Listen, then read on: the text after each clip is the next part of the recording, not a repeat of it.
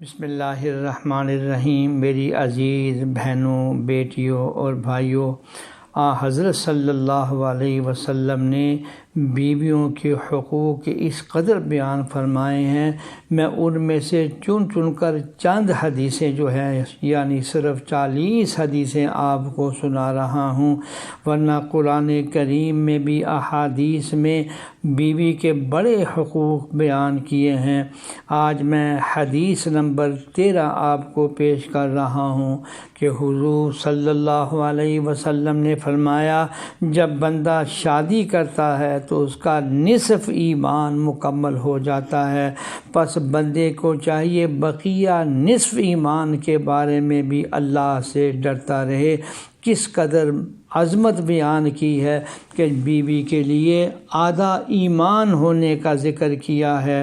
اللہ جل شانہ قدر کی ہمیں توفیق عطا فرمائے۔ اب حدیث نمبر میں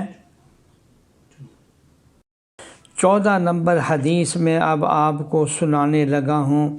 ایک دفعہ حضرت صفیہ حضور صلی اللہ علیہ وسلم کے ساتھ اونٹنی پر سوار تھی کہ اونٹنی کا پاؤں پھسلا اور حضور صلی اللہ علیہ وسلم اور حضرت صفیہ دونوں گر پڑے۔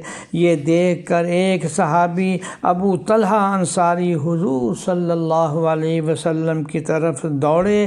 آپ صلی اللہ علیہ وسلم نے فرمایا کہ پہلے میری بیوی کی خبر لو کہ دیکھو اس کا کیا حال ہے۔ یہ روایت میں بخاری شریف کی آپ کو سنا رہا ہوں کہ حضرت صلی اللہ علیہ وسلم اپنے گھر والوں کا کس قدر خیال فرماتے ہیں۔